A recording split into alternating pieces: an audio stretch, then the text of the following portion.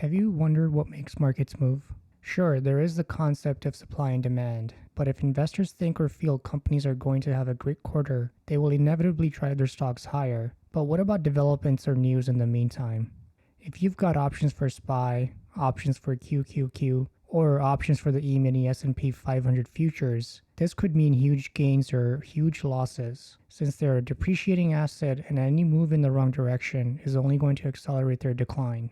Your investments are one press conference or one PDF away from burning up in flames, or rocketing you to the moon. If you can learn to appreciate these economic reports and anticipate their contents, for example, you've been following the news cycle, or you're in the industry and you know something that the rest of us don't, you can seriously come out ahead. Let's figure out what economic indicators actually are.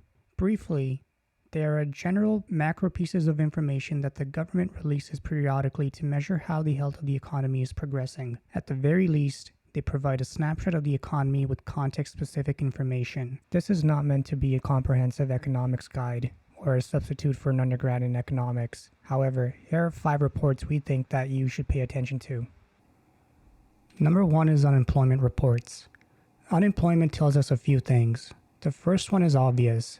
It tells us if people are flush with cash as a result of employment or lack thereof. Nobody is buying iPhones or ordering out if they don't have jobs.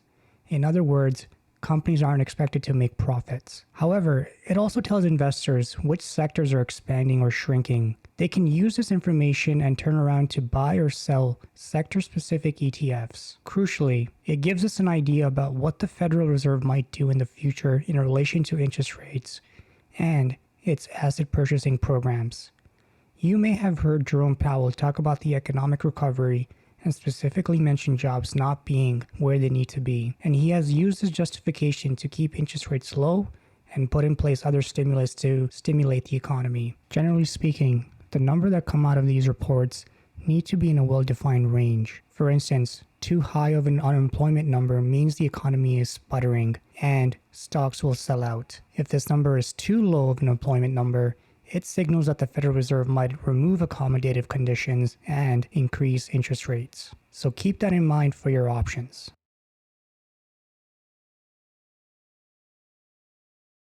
Value of money is something that we all understand when we exchange it for goods and services. As such, the predictability of a dollar needs to be stable, especially when companies forecast their costs and their revenues and plan for their operations. Companies and their stocks are likely to grow when they know their costs well in advance. So, what happens if the value of money starts to depreciate really fast? Well, that's called inflation.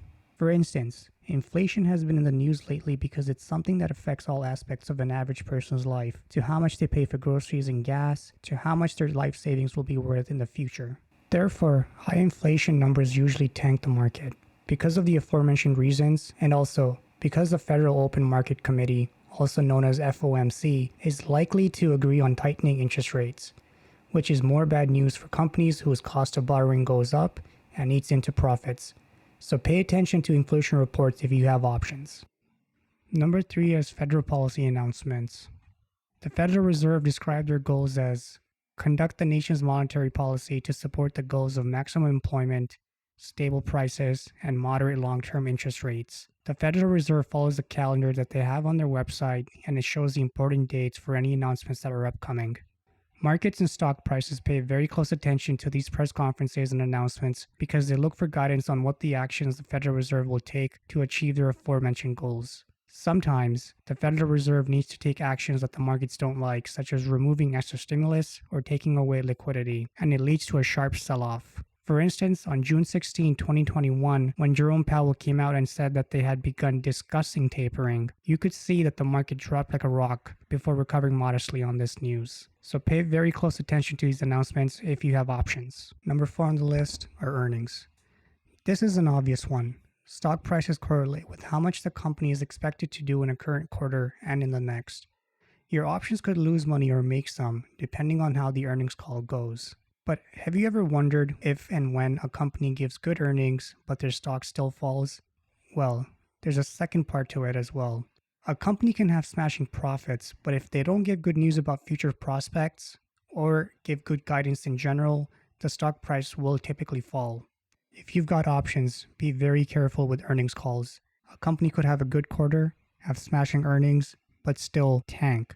And it's all about guidance. Because remember, stock market is future looking. It doesn't care what the company has done. It cares about what it's going to do. Number 5 on the list are officials on TV doing interviews. Technically, this is not an economic indicator, but if you have options, you should pay attention on who's going on TV and saying what. You can have the best strategy employed, the best research, and all it takes is one elected or appointed official to open their mouths and say the wrong thing. You see, most of the stocks are traded by algorithms that continuously monitor hundreds of data points, including watching what officials are saying on TV. So, if these officials are harmlessly expressing free speech, say goodbye to your options. For example, when Janet Yellen was being interviewed about the inflation situation and being asked about interest rates, she kind of implied that the interest rates are going to go up very soon, and this led to a market sell-off. Or when St. Louis Fed President Jim Bullard was being interviewed on CNBC and asked about his views on stopping purchases of bonds, he also said things that the market didn't like.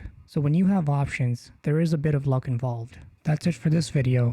What did you think? Do you watch anything in particular when you have options? Or do you have any interesting stories to share? Leave them in the comments below, and I'll see you in the next one.